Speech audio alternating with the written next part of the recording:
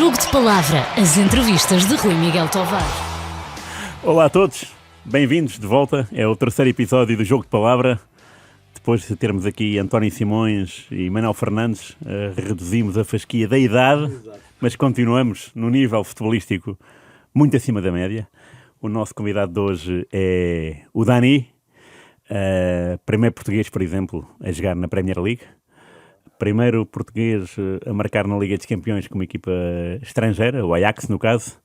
Um jogador que foi bola de prata no Mundial do Qatar em 95, foi campeão europeu sub-18, com essa mesma geração, Kim, Nuno Gomes e outros nomes, já lá vamos chegar.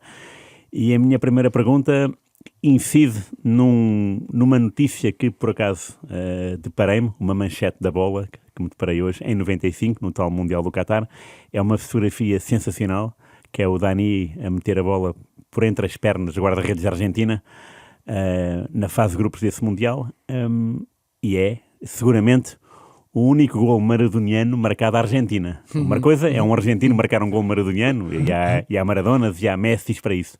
Marcar um gol maradoniano à Argentina, só o Dani, e estamos a falar de uma época, 95, em que a televisão não dava assim tantos jogos. É verdade. E foi um boom extraordinário. Esse Mundial deu muita confiança a Portugal. E o que é que memórias é que isso traz, de 95, e o que é que, olhando para trás, qual é o sentimento que fica? Olá Rui, muito obrigado pelo convite, é sempre um gosto falar contigo, conversar contigo, e obrigado pelo convite a ti e à Rádio Renascença. Obrigado a todos que nos estão a ouvir. Esse para mim foi o golo mais difícil que eu marquei na carreira, porque vem de um lançamento.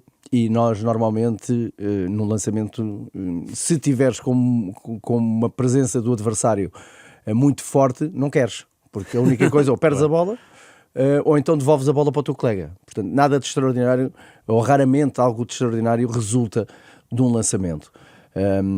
Naquela situação que estamos ainda a entrar no meio campo da Argentina. E tivemos ali, eu lembro-me, o Mariano, lateral esquerdo, jogava no Futebol Clube do Porto na altura, esteve ali uns largos segundos, que um minuto num jogo de futebol são muitos segundos e pesa muito. E ele ali com a bola, marco para aqui, marco para ali, e então eu aproximei-me, tinha muita confiança na altura, e aquela equipa também dava muita confiança, os meus colegas ajudavam muito nisso, e atravesso-me. Dá-me a bola e vêm logo dois jogadores da Argentina e eu, pronto. E depois é a intuição que te leva por ali fora, e a paixão pelo jogo, e depois a tua capacidade, a tua irreverência também, porque não teres medo, não teres receio, acreditares em ti, tudo isso vem de ti, vem da alma, vem daquilo que tu tens dentro de ti, e também do treino, dos treinadores, da confiança que os teus colegas te dão, que os treinadores dão, tudo isso, e é tudo junto. Daí o resultado de um gol mais difícil que eu marquei na carreira, porque depois fui por ali fora. Lembro-me, antes de chegar ao guarda-redes, passei pelo Juan Pablo Sorín. Exatamente. E de vez em quando falamos, foi capitão da Argentina durante muitos anos, e falámos agora no Mundial do Qatar, neste Mundial, sim, e ele fez um documentário, e então ligou-me para entrar no documentário, e depois eu fui ao Qatar também em trabalho, e estivemos juntos, e ele disse-me: pá, foste o único jogador que me fez uma finta daquelas, que ele quase cai para trás. quando ele faz a simulação, ele quase cai para trás. Ele assim: epá, nunca mais me fizeram uma coisa daquelas, e se alguém tentasse, eu resolvia argentino. Eu resolvia aquilo à minha maneira, e era à maneira argentina. E depois quando sai o guarda-redes, mete a bola por entre as pernas, e foi um golo extraordinário. Foi um momento, e deu-nos uma confiança, porque esse jogo, o melhor em campo não fui eu, foi o Kim, o nosso guarda-redes. Ele fartou-se de defender. Ele, os postes e a trave foram os nossos maiores aliados nesse dia, porque de facto a Argentina tinha uma equipa bestial, uma equipa fantástica, e jogavam muito, muito, muito, muito à bola. E foram campeões. Ganharam ao Brasil. Só perderam connosco, ganharam depois ao Brasil. Mas foi um jogo fantástico, porque tivemos uma capacidade de sofrimento. Acho que todos os jogadores que eram mais de trabalho do que de criatividade, e mais parte defensiva do que ofensiva, tiveram presentes neste jogo e disseram presente com o pé grande. Sim. Tu falaste do Mariano, do Porto. Nessa equipa havia um sportinguista, que eras tu, um benfiquista, que já não sei se era... Não, havia mais. Acho que era o José Soares só. Não, o Zé Soares, o Bruno Caires. O Bruno Vitar estava no... o resto é Espinho, Passos Ferreira... pois é, porque Campo fizeram Meirense, formação, o Diogo Matos, Há muitos, o Beto, a maioria o dos Boia, jogadores está espalhado o Ramírez. pelo país todo. É muito engraçado essa seleção. Pois, porque eles eram mais velhos, eles já eram o primeiro ano de sénior. Pois, exatamente. Portanto, já tinham... Exato, é verdade. E já agora o que é que falhou na meia-final com o Brasil? Porque esse jogo eu não vi. Olha, tínhamos 3 ou 4 jogadores adoentados, eu um deles. Estávamos a jogar com um calor. Olha, lembra-me agora, eu estava a ler hoje à tarde, estava a ler as declarações dos pilotos de Fórmula 1 agora do último Grande Prémio, em que desidratação, 40 graus à noite e 60, 70 de umidade. Nós jogámos com 110 graus de umidade. Uma coisa, não conseguia respirar, era terrível. E depois tínhamos o Avalanche, que era o presidente da FIFA, que nesse dia eu senti pela primeira vez o que era a frustração de veres que havia tendência por parte da equipa de arbitragem e tudo à volta para que o Brasil passasse à final. O jogo foi até aos 98 ou 99 minutos, que na altura era uma coisa ridícula. Claro. Tivemos os jogadores expulsos, tivemos todas as situações que te deixam frustrado, não pela paixão pelo jogo, mas por aquilo que anda à volta do jogo, aconteceram nesse dia. E depois eles marcaram pelo Caio, que foi o melhor jogador do mundo nesse Mundial. Quando havia outros, o Ortega, estava o Ortega, era o Biagini, não sei. O Biagini também, o Biagini era o ponta de lança. Havia o Raul, havia o Exaberia, havia o Della Penha, mas não, o Zé Elias, que era o médio centro que depois foi para o Inter de Milão e depois voltou para o Brasil, hoje também é comentador. Que era tinha um pé esquerdo, jogava parecia o Fernando Redondo, o argentino que jogou do Real Madrid, cabeça levantada e sempre com o pé esquerdo, pau. E eu tinha que o marcar.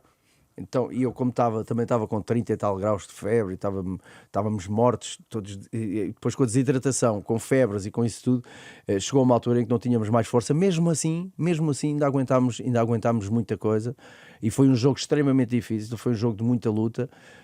E não conseguimos ter o nosso jogo. Nós tínhamos uma capacidade de sair muito rápido em transições, tínhamos o Agostinho, o Nuno Gomes guardava muito bem a bola, que conseguia fazer leituras também, parecia um médio centro a jogar a ponta de lança, com a capacidade, com a visão de jogo que ele tinha e com a capacidade de movimentações que ele tinha. O Ramírez pela direita, o Agostinho pela esquerda, e eu depois ali o Madureira no meio campo também tinha um pé esquerdo extraordinário, depois os outros mais defensivos, mas sempre a darem apoio. Nós conseguíamos fazer ali uma série de coisas e as nossas transições eram rapidíssimas e chegávamos lá à frente, e depois tínhamos a capacidade de ter jogadores que fintavam 2-3 jogadores, 2-3 adversários e saíamos rápido.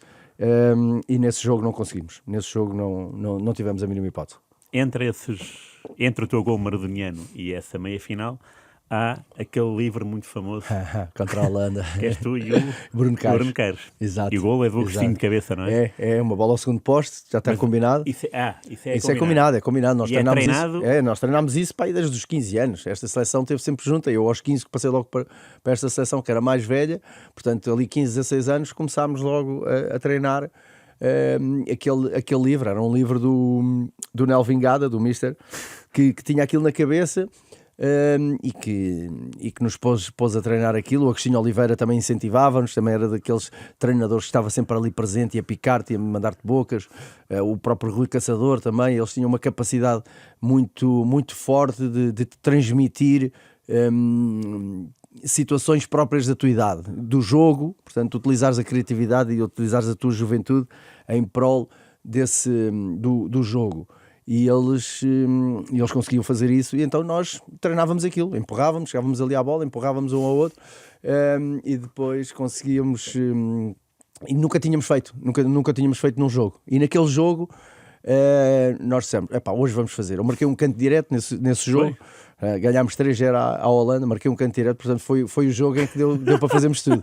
Deu para fazermos tudo. E os holandeses, quando cheguei ao Ajax, eles lembravam-se bem. Lembravam-se daquele dia, porque tivemos tipo exímios em tudo, saíamos tudo bem, estávamos espetaculares. Tanto que esse gol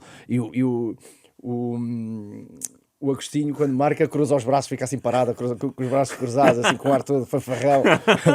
Não, foi brilhante, foi fantástico. E esses momentos são espetaculares. Uma pessoa fica com isso gravado na memória. Claro. Para mim, podia ter terminado ali a carreira, que já estava feliz. Eu percebo. É espetacular. E nós, como espectadores em Portugal, espetacular. Aliás, como telespectadores, lembro-me da euforia que existia.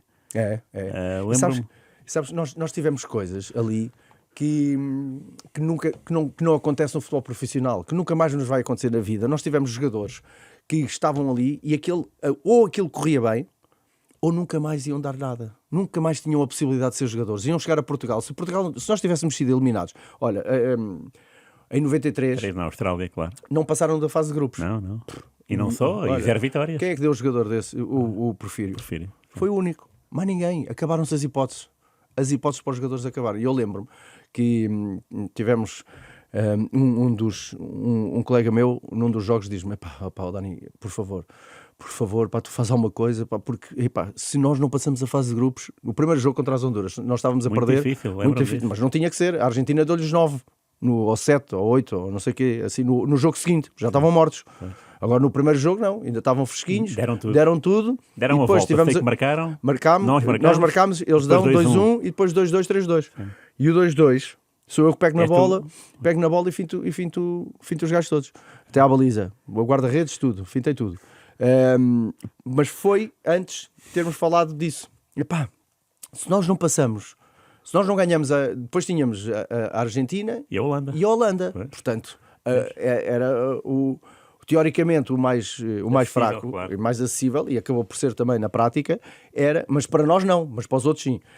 As Honduras, portanto, e se nós a perdermos com as Honduras, se nós não ganhamos as Honduras estamos lixados, e então fica-se logo a pensar, não vamos passar a fase de grupos, nunca mais vou dar jogador, nunca mais vou conseguir ser jogador, nunca mais vou ter oportunidades, vamos sair daqui com uma cruz em cima, e acabou-se as carreiras. E essas coisas entravam-nos, e eu quando peguei na bola, eu disse, está bem, eu vou fazer e não sei o quê, mas eu não sabia lá se ia fazer ou se eu ia fazer. Uma pessoa não sabe se consegue fintar de 2 ou 3 ou 4 ou 1, ou se a bola entra, ou se a bola bate no pé, se nas costas. Há coisas que tu treinas e preparas minimamente, ou a nível máximo que tu preparas-te, mas isso são os mínimos para aquilo que pode ser depois recriado dentro do campo. Claro. Isto não é uma ciência exata ao futebol, e tu não sabes, e depois também dependes, e depois não tens mecos ali, não tens ali umas coisas, uns pinos parados, não é? Eles mexem-se e também fazem as coisas deles, também têm que fazer o trabalho deles, e claro, e eu lembro-me perfeitamente quando estou no meio campo, à entrada do meio campo das Honduras, e eu, dá cá a bola, e eles dão uma bola, olha, vai o Madureira ao pé de mim e o outro, e eu, começo a fintá-los, marco o golo, para o Madureira salta para cima de mim, agarra-se a mim, palavras que eu não posso dizer aqui, só depois da meia-noite, mas eles, e tal, e ele foi muito do percurso que eu faço, a fintá-los, assim, tipo em slalom, ele ia ao meu lado, a dizer, o que é que tu estás a fazer, e essas coisas ficam-nos e marcam-nos, e depois quando jogamos contra as Honduras, quando eu marco o gol de canto, eu fico parado, dedo no ar, a apontar para Portugal e para os meus amigos e para a minha família e tal, não sei o quê, que estavam a ver o jogo, e eram horários completamente diferentes, portanto aquilo juntava-se da minha casa dos meus pais para irem ver o jogo, os meus amigos ali da rua, porque nós jogávamos, aqui não tinha nada a ver, ou era de manhã, ou era à 1 da tarde, não sei, sim. Na altura isso não fazia sentido. Era por aí, sim. Pouco havia claro. Para se poder ver os jogos, quanto mais àquelas horas. E nós abraçarmos, a maneira como festejávamos, era de facto de uma relação que era muito mais do que amizade, e aquilo para nós era muito mais do que futebol, transcendíamos, e era uma emoção e uma ligação que nós tínhamos pelo outro, nós dávamos tudo e mais, e se eu tiver a solidariedade ali que estava constantemente presente. Não tens isso, é impossível teres isso no futebol profissional. Okay, porquê? Não é, porque é profissional, não é, os valores não são os mesmos. Okay. Boa. Isso notou-se muito, muito, muito no terceiro e quarto lugar. Pois. É um jogo que eu ainda guardo em VHS. Ainda tenho em VHS lá. É, sim. pá, tens que eu pá, não se na tenho. boa. Esse foi espetacular. 2-0 ao também, intervalo. 2-0. Olha, Para a Espanha? Aí, eu dei lá a Espanha, era com que eu estava a marcar. Epá, ele dá-me duas cuecas, vou dizer mesmo Sim, sim. a palavra. Ele dá-me duas seguidas, eu quase caí. Eu disse, ei pá, este rapaz joga tanto à bola. Eles fazem 2-0, nós chegamos ao intervalo e juntamos um grupo, o grupo forte da seleção, juntamos no balneário, nos chuveiros e conversamos. Epá, malta, estamos a levar 2-0. Pai, mas eles parece que andam de moto e nós de triciclo, que não nos conseguimos nem mexer também. Um calor e uma umidade tremenda, muito difícil, condições climatéricas muito difíceis. Mas nós chegamos à segunda, nós assim, epá, não vamos sair daqui a perder, quer dizer, vamos para a segunda parte, vamos mais 3 ou 4, não pode ser, vamos lá com tudo, pimba, ganhamos 3-2. Demos a volta àquilo. É? Dois do Nuno Gomes, duas assistências minhas e um gol. E o Nuno, acho que o Agostinho também. O Agostinho deu para o Nuno. O Nuno faz. O Agostinho mete-lhe a bola e ele depois vai por ali fora. Mas fizemos uma segunda parte. Imagino, então, 3-0. Foi uma coisa. E vem daquilo. Vem do coração, vem da alma. Também estava lá o Michel Salgado, não estava? Estava, o Michel marcou um gol. Marcou um gol por eles. Eu lembro que era o Raul Exteberia, sim. Michel Salgado, o Morientes. Também estava lá? Também, Morientes, acho que também estava. O Raul estava. Mas o Raul já jogava na primeira equipa do Real Madrid. Portanto, aquilo para ele era... Por exemplo, a Holanda já nem levou o Kluivert, nem o Davids, nem o Seedorf e tal. Foram à final, foram ao Campeonato da Europa. Ao Campeonato da Europa foram, exatamente. Aí e já se sentiu uma diferença. Eu lembro, há uma jogada uma vez nesse Campeonato da Europa, está o Seedorf com a bola e nós, os 4 matulões que nós tínhamos na equipa em cima dele, e o gajo a levá-los às costas. Continuava a correr. Nós assim, isto é incrível, pá. Aquele gajo tinha umas pernas, pá, aquilo pareciam dois trocos. É uma coisa, com 16 anos, 17 anos já jogava, já tinha, depois saiu do Ajax, foi para a Sampdoria, para Real Madrid, depois não sei o quê, fez ganhou não sei quantas ligas dos campeões, um jogador. Fala português, por acaso. Fala português. Esteve no Brasil, no aprendeu. Botafogo, não foi? Pois, treinou, mas aprendeu a falar mesmo antes de ir para lá. Boa. Curioso. É um tipo raríssimo, mas lembro-me que de ver 3 ou 4 dos nossos calmeirões em cima dele e ele continuava a correr com a bola, até o árbitro apitar, e depois do árbitro apitar, enquanto eles não saíssem, ele continuava a andar. Aí um cabedal, notava-se bem a diferença. Quando vocês vieram do Qatar, estávamos em abril de 95, isso foi um Mundial disputado fora da época. Exato. No mês seguinte, Sporting ganhou, no dia 10 de junho, Sporting ganhou a Taça de Portugal. Exato. E tu estavas no banco suplente? Estava no banco, ainda fui aquecer, mas não entrei. Entrou o Sapinto, acho eu. Acho que entrou o Sá, para o lugar do Jordanov, assim uma coisa. É possível. E Jordanov marcou os 2 golos, não é? Marcou. Como é que era esse balneário desse Sporting? Era um espetáculo. Figo, Balakov, isso foi o último jogo do Figo e Balakov. Figo, Naibé, Paulo Sousa. O Paulo Sousa é o ano anterior, 93, 94. Já está no... Mas tu também o apanhaste aí? Eu apanhei. Mas é 93, 94, é o ano do 6-3. Do 6-3, exatamente. É o Paulo Sousa. Exatamente. Ia lá de vez em quando. Qual é que é a diferença já agora dessa equipa para a outra? 93, 94? Eram mais... acho que a de 94, 95 era mais Sporting. É? Era mais Sporting. Marco Aurélio, Valks, o Jacic, o Juskoviak, o Jordanov. Quem é que era assim especial nessa Capucho, nessa Sapinto, Figo, Balakov. Quem era especial? Para mim, era o Marco Aurélio, o Sapinto, o Figo, que já conhecia há muitos anos, o Capucho.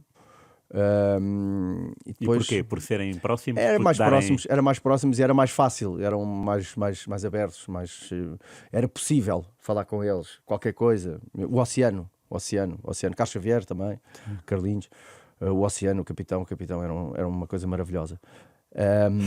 E depois outros eram bem. O Naibé também era não falava bem a língua e tinha um feitio complicado, difícil, porque era muito competitivo. Mas era um tipo porreiro. Quando lhe passava, quando acabava aos 98, o gajo estava porreiro. Até lá era muito competitivo, muito. Isso muito. no treino? Era muito competitivo, era muito competitivo. Uma vez que um balneário agarrou numa marquesa, pum, uma marquesa a perdermos, e daqueles jogos em que as coisas não estão a sair bem e está tudo a sair bem ao adversário, e ele virou completamente, passou-se, agarrou na marquesa, pum, com aquilo, ficou tudo assim a olhar, epá, que é isto? Quem é este gajo? Mas pronto, mas depois acabava o jogo, fazíamos muito tempo de sauna e tal, não sei o quê, havia uns que demoravam para aí umas 2 horas a sair do balneário, e levavam ali muito tempo, e depois a seguir, pronto, pareciam outros. Pareciam outros. Era uma diferença mas isso por serem competitivos, por serem animais de competição, sim. E a sede de vitória, a vontade de ganhar, e transformam-se alguns, chegam ao campo e têm essa transformação, e tu notas mesmo na cara deles, na tensão que eles têm. Enquanto há outros que vão e jogam à mesma, bem ou melhor, sim. não é? Jogam bem, melhor, outros pior, claro, mas nota-se, olhas e isso é uma coisa que qualquer jogador que tenha estado em equipas competitivas, e se calhar também nos outros balneários, mas isso eu não estive mais em equipas de topo e competitivas, e com jogadores de eleição e internacionais, e tu olhas e tu consegues perceber imediatamente o que é que está ali. Não é? Basta olhares. Vês os braços, se estão tensos, não estão, se as veias estão a sair, se não estão, a cara como é que está, se os dentes, os maxilares estão a agarrar, se o jogador está, como é que está, percebes logo o que é que tens ali pela frente. Bem, este, cuidado, com este tenho que ter cuidado, porque este não me larga, não é? Podes fintar uma vez, 2, 3, vais, voltas, e ele está sempre atrás de ti. Mas há outros jogadores não, que são mais, ok, passaste, agarre-te, faço uma falta, qualquer coisa, reages de outra maneira, recursos diferentes. Sim. E isso consegues perceber muitas vezes logo pela imagem que o guarda-redes, que o jogador te transmite, pelo físico, pela estrutura física, Okay. pelo semblante.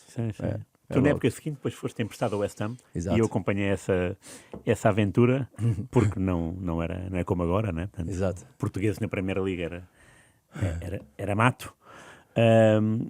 E tu apanhaste nesse West Ham o Bilic, né? Era que me levava para os treinos.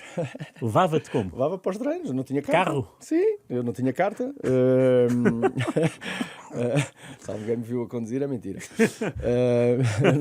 Não tinha carta, e o West Ham pensava que eu tinha, e então quiseram-me dar um carro, e eu disse, não, primeiro não tenho, e depois não conduzir ao contrário aqui, não, esquece.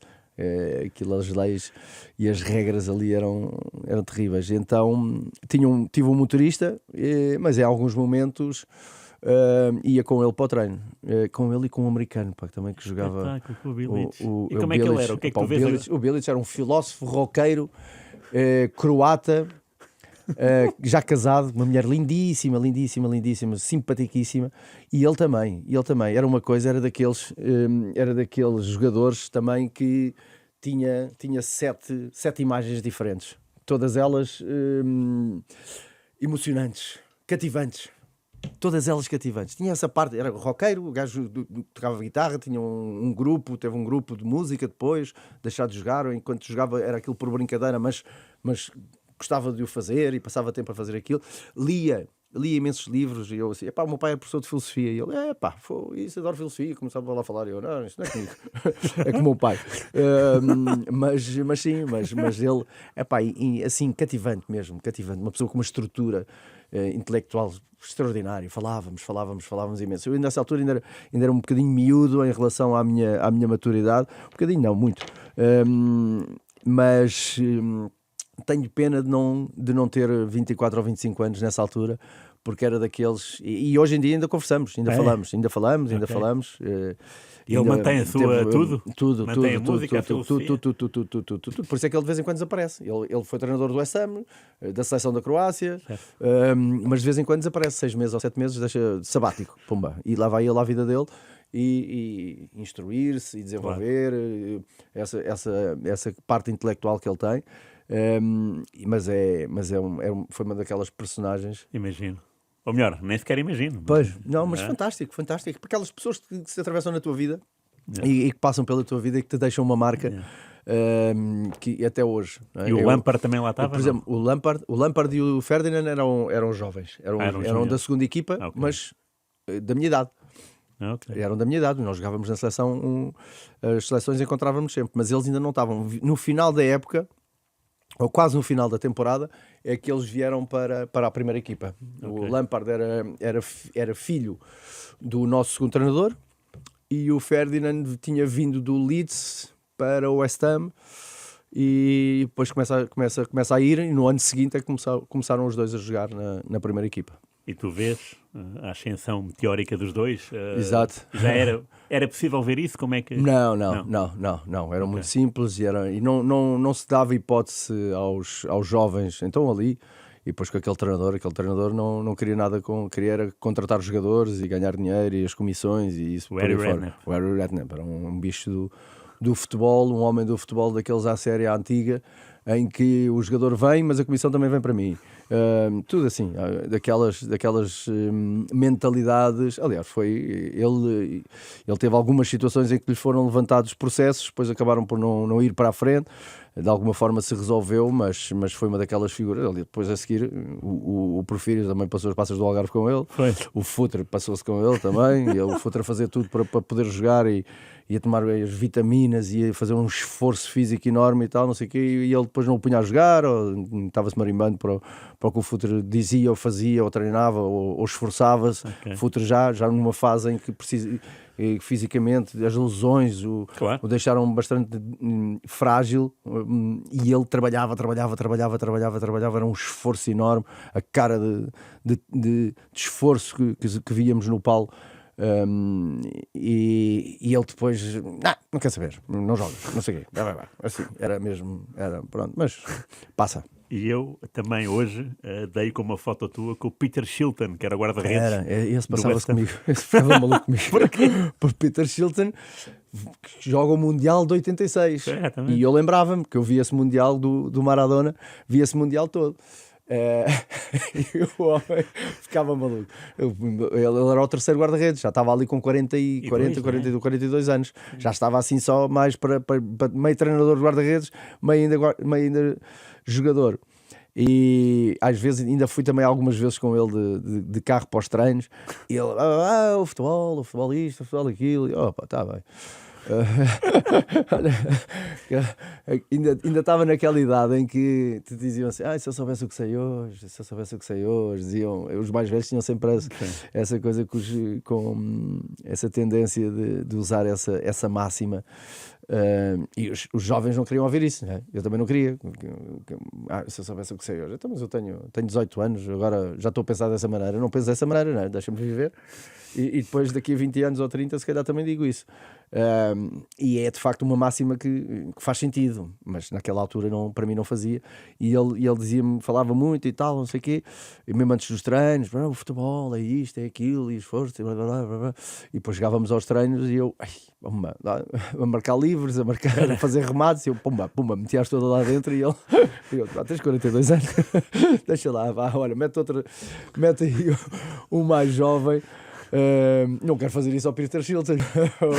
Eu tinha aquela imagem dele, né? Lembro perfeitamente ele contra a Argentina, quando o Diego marca com a mão, a cara dele, como ele ficou, isto não pode ser, ele meteu a mão.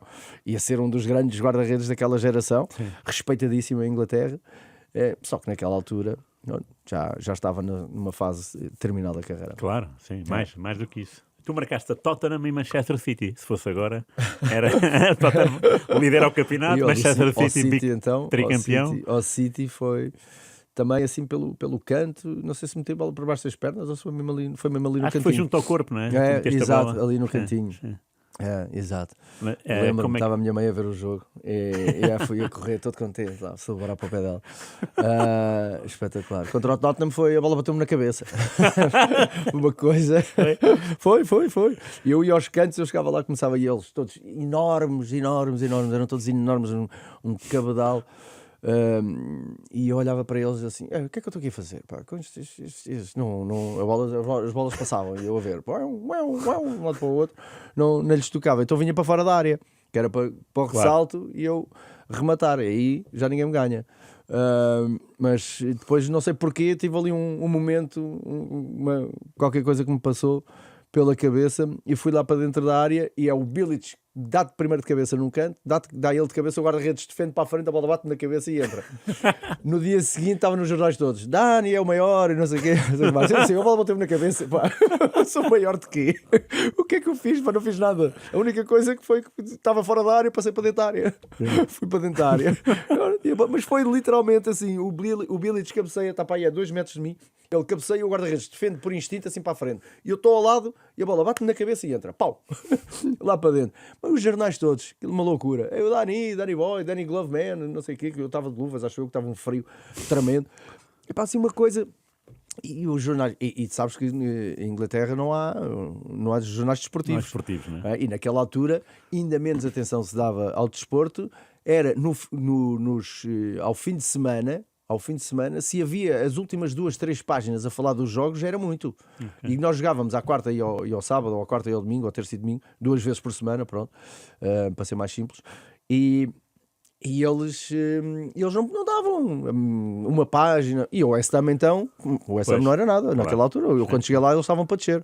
Né? Aliás, eu vou para lá exatamente por isso, para eles para não descerem. E davam pouquíssima atenção. E aparecem 2 ou 3 páginas e uma foto enorme, Dani, não sei o quê, e eu, isto é ridículo. Como é que é possível? A bola bateu-me na cabeça, pá. Tu notaste a tua fama subir aí, em Londres? Pá, uma loucura.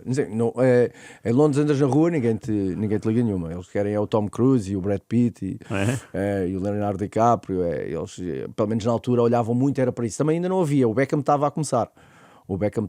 Mas ainda não era. Havia o Jamie Redknapp, que era o filho do Harry Redknapp, que também namorava com uma miúda das Destiny Child, que era lá de um grupo de música com a Beyoncé, não sei o quê. Pronto, que esse tinha, e também fazia muitas fazia publicidade e fazia coisas de modelo, fotografia, publicidades e não sei o quê.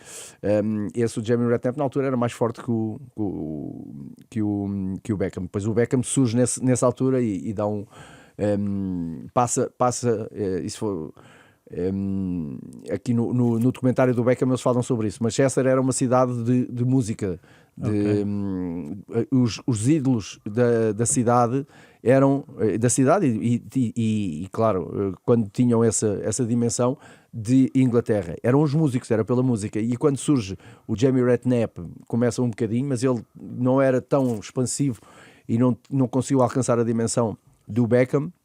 Quando surge o Beckham, a partir daí os jogadores de futebol começam a ser vistos como grandes estrelas e como grandes ídolos e a terem essa dimensão mediática que não tinham anteriormente. E eu acompanho essa fase também e de facto também senti isso e vivi isso e foi espetacular. Lá no West Ham? Sim, no West Ham, mas depois por isso, pelo extra futebol, não é? Porque depois tu tinhas estas ações publicitárias que te davam, que te abriam um mundo completamente diferente. E claro, era um mundo super atrativo, não é? Mas havia um bocadinho, mas aquilo de andar na rua, eles, se vissem o Tom Cruise, sim, mas vinham os jogadores, se tivesse algum cuidado, não havia os paparazzis e tal. Agora, se ias para a Toca do Lobo, aí sim, se ias para os sítios, para os restaurantes, mais inns, para as discotecas, para as festas, para as ações publicitárias, para as lojas, para as aberturas de lojas, os Harrods, quando faziam aquelas ações publicitárias com as marcas, com muitas marcas e tal, aí sim, aí tinhas o mediatismo todo e eras... E pronto, e tinhas isso. E uma vez apanhaste esses atores na rua, em Londres? Então, na rua, e sim, na rua e noutras. Eu ia muito às prémias dos filmes porque eu tinha um PR, não, Relações Públicas, que fazia a gestão da minha imagem, porque a imagem na altura em Inglaterra já se faturava muito. E com as marcas, as Armanis, os perfumes, as roupas, tudo isso. Tu tinhas um book, faziam-te um livro de fotografias com 3, 10, 15 fotografias, consoante a pessoa, e depois tinhas essas relações públicas que andava a vender a tua imagem e também te levava para aquilo que queria direcionar a tua imagem. Claro, então íamos muito, os jogadores íamos muito às prémias dos filmes, aquilo do tapete vermelho que tu vês, costumamos ver na televisão. Era isso, íamos, e depois a seguir havia uma festa, um cocktail ou uma festa e tal, onde esses atores e essas figuras públicas que estavas habituado só a ver, eu estava habituado só a vê-las nas revistas e na televisão, de repente estavam ali ao meu lado. Tenho uma história brilhante, tenho uma que é fantástica. O meu primo jogava não sei se ele vai ficar chateado, espero que não, Pedrinho. Ele jogava no Lourinhanense, tinha sido emprestado o primeiro ano, teve um acidente e tal, um problema no joelho, então foi emprestado ao Lourinhanense e foi lá ter comigo. Assim, puto, tens que vir, eu estou aqui, estou entregue aos lobos, por favor, vem-me ajudar. E ele foi lá ter comigo e fomos a uma prémia de um filme. E à nossa frente estava o Michael Hutchence, o vocalista dos INXS, o falecido vocalista dos INXS, com a nova namorada, que era a Paula Yates, e ele antes tinha namorado com uma top model dinamarquesa, lindíssima, agora falhou-me o nome, mas que lindíssima, e trocou por uma apresentadora de entretenimento dos programas de entretenimento da Inglaterra, muito conhecida, Paula Yates, mas não estava, em termos físicos não tinha nada a ver com a ex-namorada, mas estava ali à nossa frente, estava sentada à nossa frente, então e eles estavam assim todos enrolados, estrelas, podem fazer o que quiserem e tal, não sei o quê, estão ali na primeira fila e nós estamos atrás.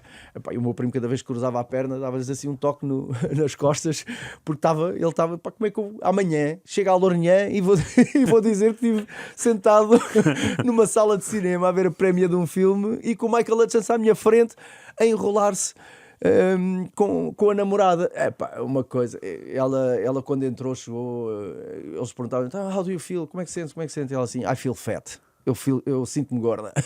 Sim, respostas estás a ver a dimensão de estrela que tinha e o respeito que tinha pelo que estava à volta. Claro. Esse foi, nós assim, como é que é possível estares aqui, quer dizer, se calhar hoje em dia não faz sentido, não nos aquecem e arrefecem, né? Não mexe connosco, mas naquele momento nós, e eu lembro-me do meu primo dizer isso, como é que eu amanhã chego à Lourinhã e vou dizer que então onde é que tiveste, o que é que fizeste este fim de semana? Olha, estive com o Michael Hutchence, o gajo enrolado à minha frente com a namorada, numa sala de cinema, numa prémia de um filme. É um bocado complicado, não é?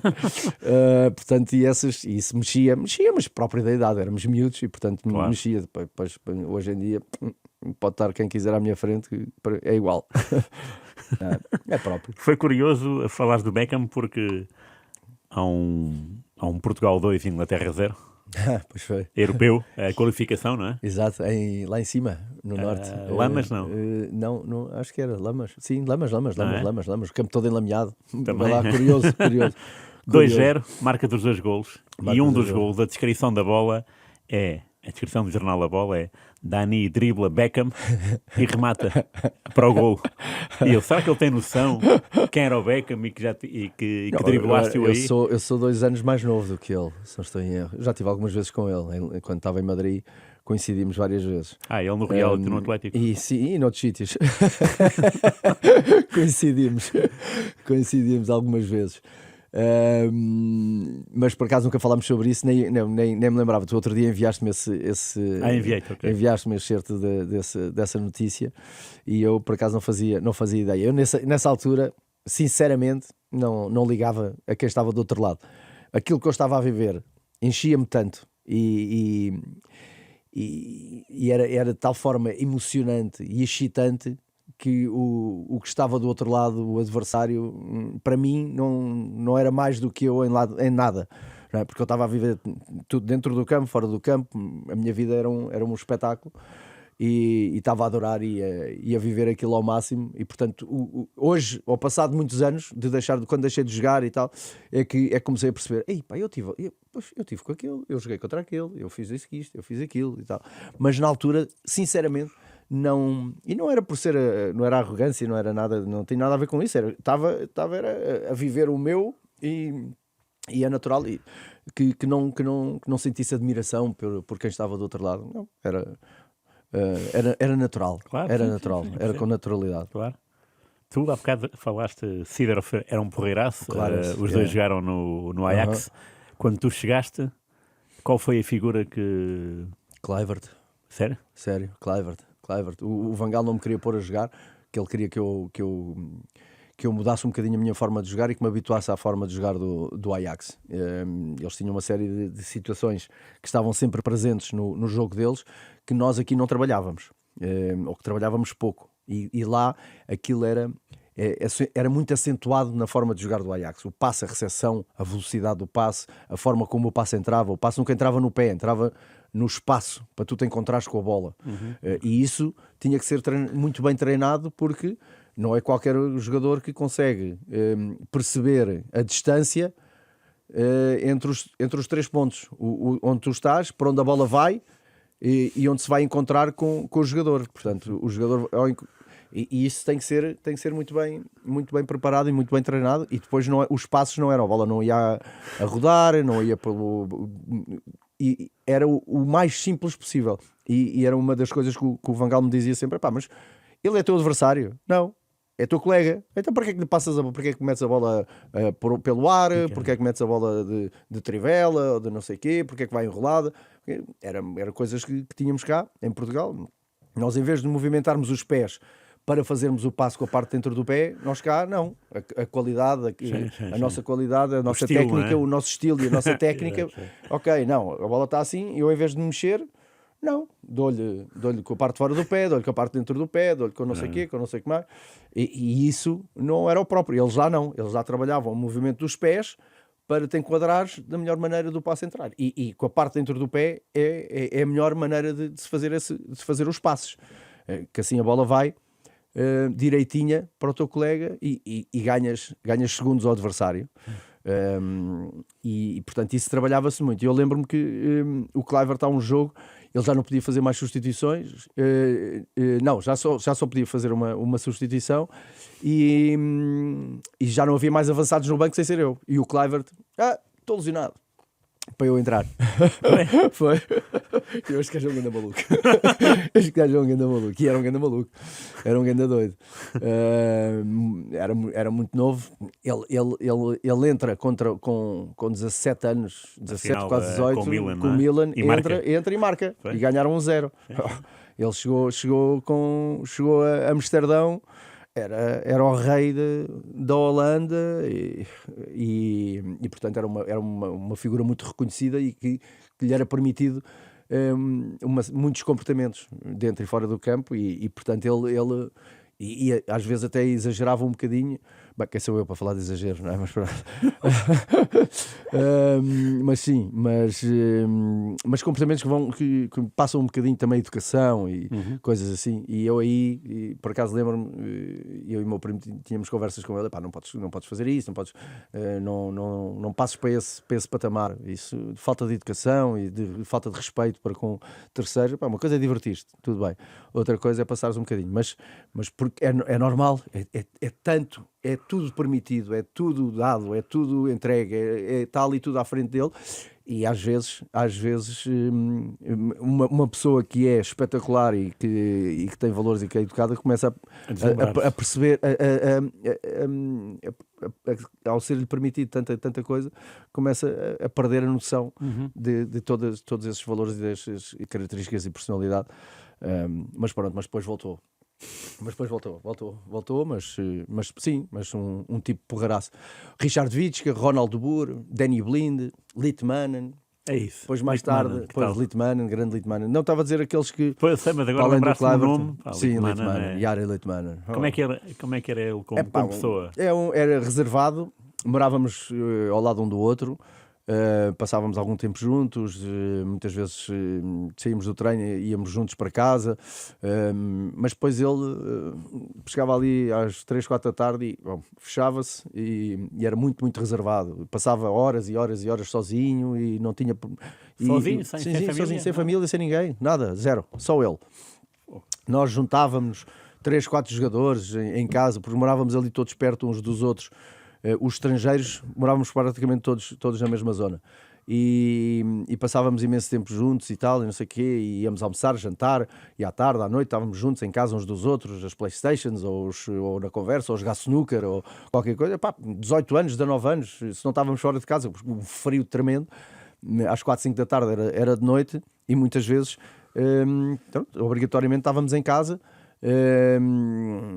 e passávamos, e para não estarmos sozinhos, estávamos uns com os outros. E estás numa casa, numa sala grande, salas de jogadores de futebol, não é? Grandes, e depois tens tudo, tens os Playstations, ou tens uns filmes para ver, as televisões todas espetaculares, o último grito, tens a mesa de snooker, sei lá, tens assim com a mesa de ping-pong, o outro tinha, um tinha isto, um tinha aquilo, e passavas o tempo, e ele não, nada, ficava sozinho, horas e horas e horas e horas. Depois tinha assim umas coisas, levantava-se às 2 ou 3 da manhã para ir comer, e depois voltava para a cama, depois assim, tinha assim umas coisas, era muito, muito sui generis. E o Van Gaal? Finlandês. Também era sui Era, mas uma personalidade extraordinária, extremamente inteligente, e muito agradável, muito agradável. As pessoas é que não... aquela imagem que ele transmitia de ser um treinador, ou mesmo um homem difícil, complicado, eu não senti isso. Houve outros portugueses que sim, que sentiram isso e que não conseguiram ter uma boa relação com ele. Eu adorei a relação que tive com ele. Percebeu-me perfeitamente, se calhar também porque era muito miúdo, era muito jovem, e ele, um bocadinho figura paternal, e na ausência dos meus pais, ele conversava imenso comigo e dava-me imensa atenção, e eu senti sempre um carinho muito grande da parte dele. Também fartava-se de gritar comigo nos treinos, só que me estava a falar holandês, eu não percebia nada, portanto não, mas sentia pela cara dele o que é que ele estava a dizer, enquanto não percebia o holandês. Aquilo era muito complicado, que aquilo me parecia era uma língua com umas características muito, muito sonantes, e parece muito agressiva quando levado ao extremo em termos vocais. Mas ele pronto, e tinha isso no treino, a exigência, mas depois acabava, e mesmo sendo um homem alto, forte, sempre muito direito, eu percebia a tentativa de ser, de impor, mas depois a cara dele não seguia essa tentativa dele, ou esse sentimento que ele queria transmitir, e percebia-se, e depois tinha um sorrisinho e tal. Escreveu-me uma carta fantástica que ainda tenho guardada.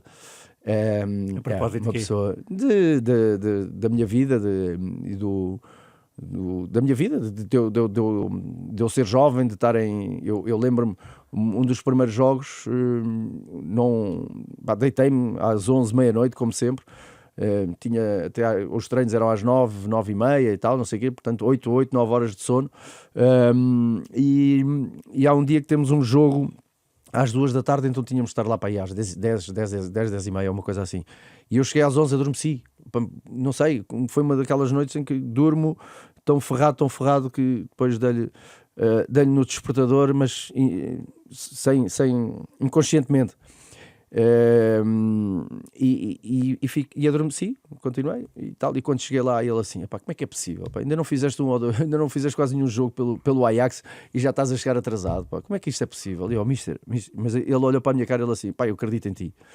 E foi verdade. Já sei que vão ver comentários a dizer: deves ter sido, deves ter dormido 8 horas, mas pronto. Houve outras situações em que... Não, dormi à séria. Houve outras situações que sim, podem dizer isso, mas aquela foi, e eu disse: pá, mister, eu não sei o que é que se passa comigo, mister, como é que é possível, pá? Eu dormi 8 ou 9, 10 horas, não sei, não consigo compreender. E ele: pronto, está bem, tem calma, acontece. pronto, havia essa relação e de tudo aquilo que eu vivi na Holanda, depois a parte extra futebol e a atenção que os mídia, que a imprensa cor-de-rosa me dava, o que eu também dava à imprensa cor-de-rosa para poder pôr, o ter dentro do Ajax, em termos de marketing, vender tudo o que era relacionado com o meu nome, vendia-se muito bem, tinha um contrato fantástico com o Ajax de imagem. Que era uma coisa extraordinária, e eu assim, então, mas e vocês não querem uma parte maior para vocês? Eles assim, não, é só esta parte já nos dá, já é bem mais do que muitos. E aquilo era extremamente agressivo no ponto da extensão do marketing do Ajax e da forma como eles conseguiam. Não havia nada que eles não conseguissem fazer com o nome do Ajax ou com a figura de um jogador. Não há nada, tu olhas à volta, uma cadeira, um microfone, um poste, um guardanapo, um isqueiro, uma caneta, tudo um edredom, era tudo com tudo visto. Ajax. Impressionante. E quem é que escolhe o número 14 para ti? É o Ajax que escolhe. O Cruyff teve aquelas declarações. Quais? Não, a dizer que eu fazia lembrar a forma como eu jogava. Foi. Ele disse, ele a fazer um jogo, ele às vezes comentava os jogos do Ajax, e então uma das vezes disse que eu o fazia lembrar a forma como ele jogava, que tinha algumas coisas parecidas com ele, os slaloms e a forma como às vezes virava no jogo. Aqueles toques de calcanhar que uma pessoa dá para se virar de um lado para o outro, para mudar de direção, e os slaloms que eu fazia. E ele comentou isso. Tu estavas onde? No primeiro ano, no Ajax, no meu primeiro ano. E depois o Ajax aproveitou, porque o número 14, até aí, depois do Cruyff, nunca houve ninguém que conseguisse juntar as características futebolísticas a uma imagem forte em termos de marketing. E eu tinha as duas coisas, e então o Ajax aproveitou, e o primeiro ano em que eu tenho o 14, as minhas camisolas, aquilo foi esgotadíssimo, foram feitas porque era o Cruyff, era o número 14 do Cruyff, claro. E depois aquilo que eu já vendia em termos de imagem, depois aquilo que fazia dentro do campo, isso também ajudava. Muito bem. E alguma vez estiveste com ele? Tive várias vezes com ele. Ele aparecia lá no Ajax? Aparecia no Ajax, aparecia nas ações de marketing do Ajax, de publicidade. Como é que ele era? Eu estava era porreiro, sempre a falar, sempre com curiosidades, sempre fazia muitas perguntas. O Ajax fez um documentário sobre a minha carreira, sobre a minha vida logo para aí no segundo ano ou terceiro ano. Foi ele que o entregou. Também há uma ação lá no estádio, na Arena de Amsterdão, que hoje em dia tem o nome dele. E pronto, e sim, era, mas muitas vezes também nos jogos, quando estava lesionado ou qualquer coisa, e no dia a dia era figura presente. Era porque é muito. Quando também passava muito tempo em Barcelona, mas quando havia a hipótese quando ele estava em Amsterdão, era tipo um conselheiro do Ajax. Então aparecia, e estar ali nos corredores, ou ia ao Toekomst, que Toekomst é futuro em holandês, e é o centro de formação, que é logo ali ao lado da arena, 1 quilómetro. E ele passar por ali, andar ali, não é? para os miúdos, claro, olharem, verem, tal. Isso tem um impacto. Tem Cruyff, claro. Sentes logo qualquer coisa. Sim, claro. A tua experiência ficou muito marcada com os tais 2 golos de cabeça ao Rangers. Exato. Isso foi logo na primeira, foi logo no início da carreira, e depois tens aquele pontapé do outro mundo em Madrid, não é? Ao Atlético. Ao Madrid, ao Atlético, exato. E depois jogas lá. E depois jogo lá. Jogas com o Atlético. Jogo lá, ia-me matando o Gil e Gil quando cheguei. Olha, ainda para mais, nessa semana, o Figo marca um golo espetacular pelo Barça ao Atlético, e eu depois marco também, na mesma semana. na ok. mesma semana. Então o Gil disse, ei, os portugueses, não sei quantas, que marcaram cada um golo, que deu a vitória às respectivas equipas, e nunca mais vão marcar um golo daqueles. Tinha que ser o Atlético, e tinha que ser a mim, tinha que ser não sei o quê, e tal. O gajo ficou pior que estragado. Foi uma noite também, foi uma noite espetacular. O Van Gaal, eu fiz uma luxação na clavícula e depois vim para Portugal, mas voltei à Holanda, mas depois a seguir vim para Portugal fazer a recuperação. E o Van Gaal disse: vai o tempo que tu quiseres, estás à vontade.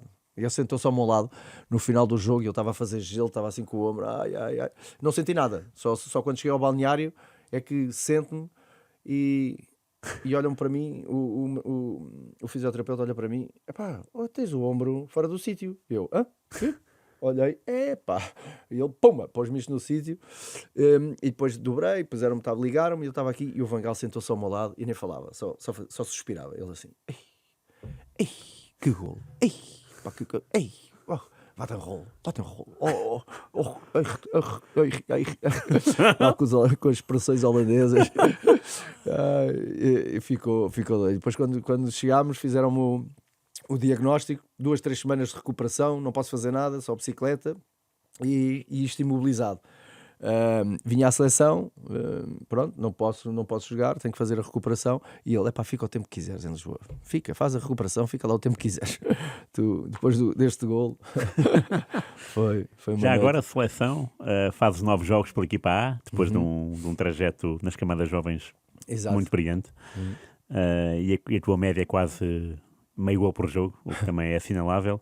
Mas tu estás presente no banco de suplentes, e isso eu só soube hoje, na expulsão do Rui Costa em Berlim. Em Berlim, exato. E como é que foi viver isso tudo? Viver o jogo, que foi um jogo muito, muito, muito feliz da seleção portuguesa, um grande gol do Barbosa. O guarda-redes era o Silvino, nós há bocado a falar do Chilton. Silvino tinha 38 anos, era do Salgueiros. Tu no banco, era para entrar o Sérgio Conceição, e de repente o Rui Costa é expulso.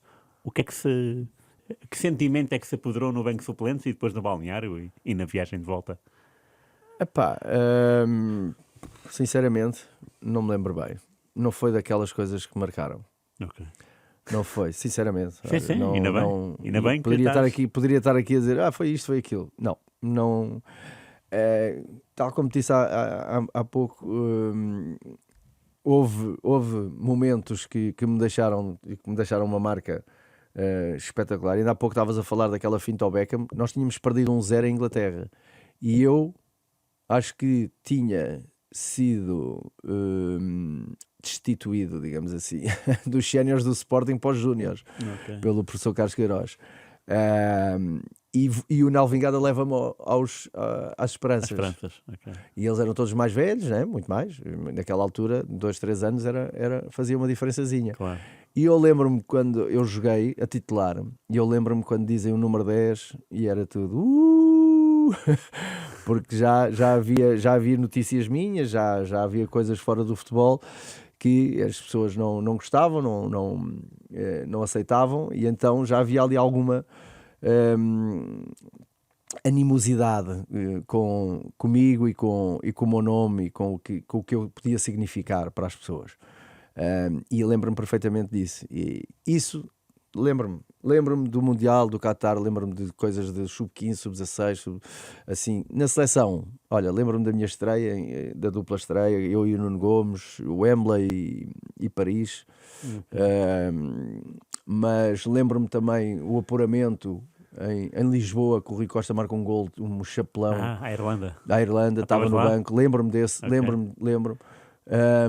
E não sei porquê, por exemplo, desse jogo não tenho memória, não tenho memória de sentimentos. Sei o que é que se passou no jogo e tal, não sei o quê, mas não tenho assim um sentimento que me deixou alguma marca. Portanto, quando me perguntas o que é que eu senti, como é que foi o balneário, olha, não sei, sinceramente não sei. Final da Liga dos Campeões 2010, Inter, Mourinho, Bayern, Van Gaal. Tiveste a honra de ser treinado por esses dois. Exatamente. E de apanhar o Mourinho na sua fase embrionária. Exatamente. O que é que era o Mourinho em 2000? Era o mesmo que é hoje em dia, com um bocadinho menos, natural. O que depois o mundo lhe deu, que a experiência que ele conquistou e a capacidade de ser melhor treinador, de ser melhor pessoa, melhor homem,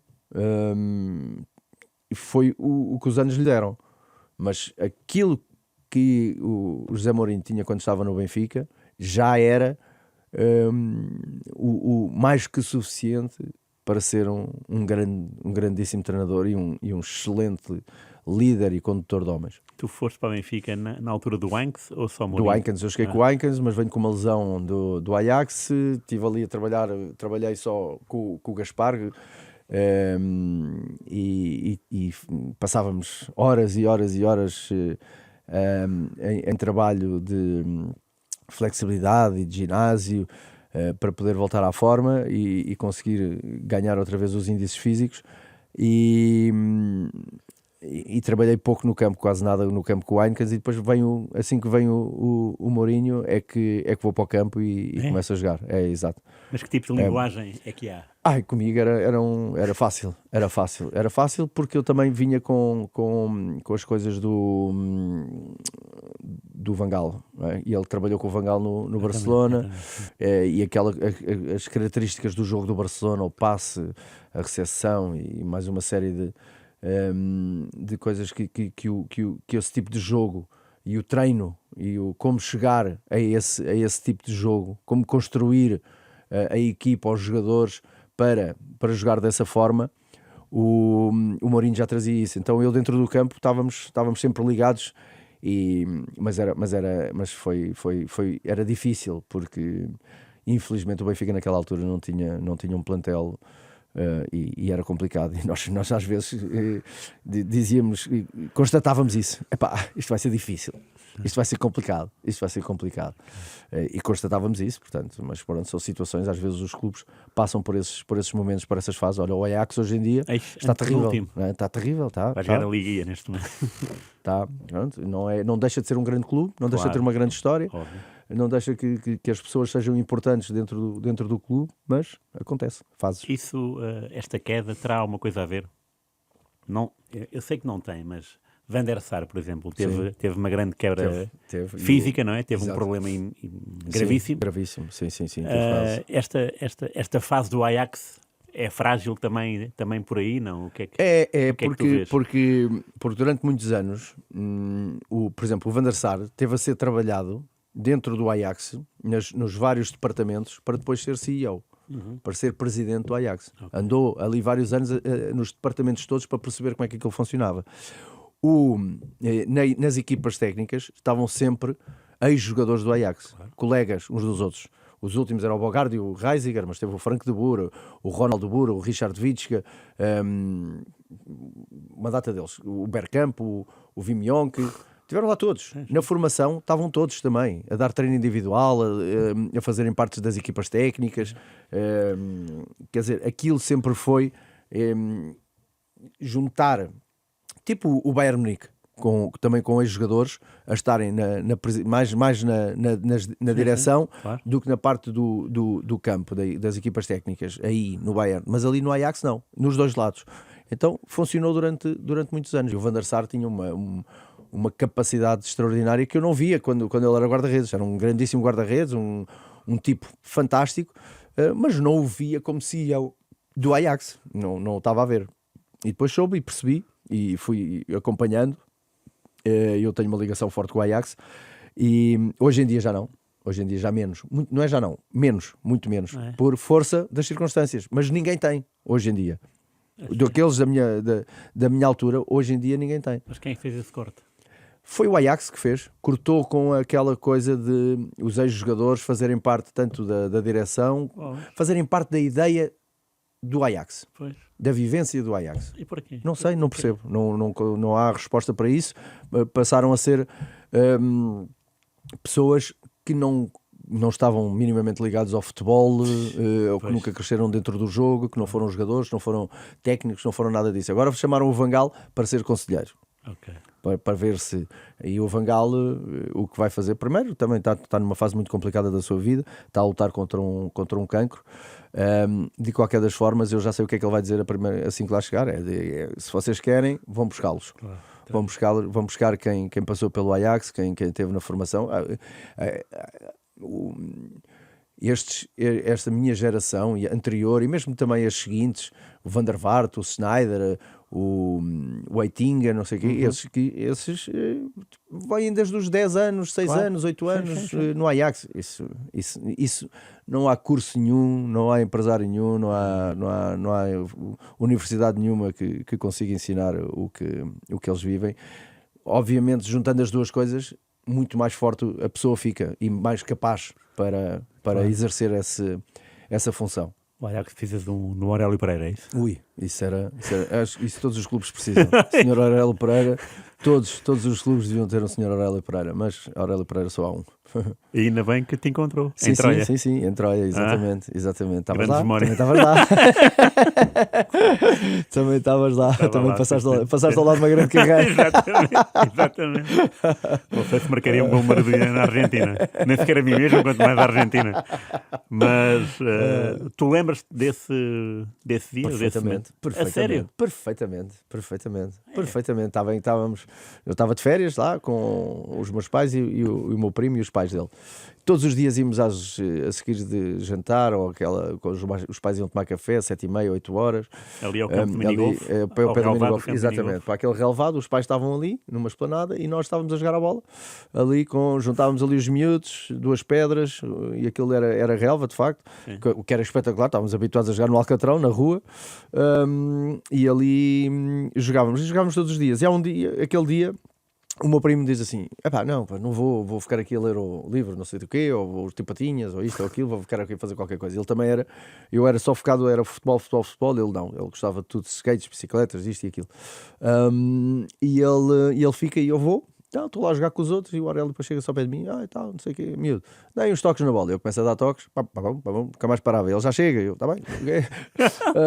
E ele, olha, o teu pai está aí, está ali, então deixa-me falar com ele. Pronto, foi falar com o meu pai. Eu acho que nós já tínhamos tentado ir, eu tinha 8 anos, portanto, e para fazer 9. Mas isto era em agosto, e eu acho que em julho, ou em junho, tinha ido ao Sporting e ao Benfica para tentar fazer captações, porque tinha um primo em França que já jogava desde os 6 anos, mas nós cá era só a partir dos 10. Então disseram-me, não, volta, nem sequer treinei, volta quando tiveres 10 anos. Está bem, pronto, e depois vou de férias, e acontece, e o meu pai disse isso ao seu Aurélio, e o seu Aurélio disse, não, ele vai e diga que vai da minha parte e tal, não sei o quê. E lá fui, e fiquei curioso, saio dali, vou para casa. Chego a casa, ei Pedro, para o meu primo, olha, vou às captações do Sporting. Logo hoje que eu não fui, calha isto. E ele ficou pior que estragado. Depois, mais tarde, também foi lá às captações e ficou.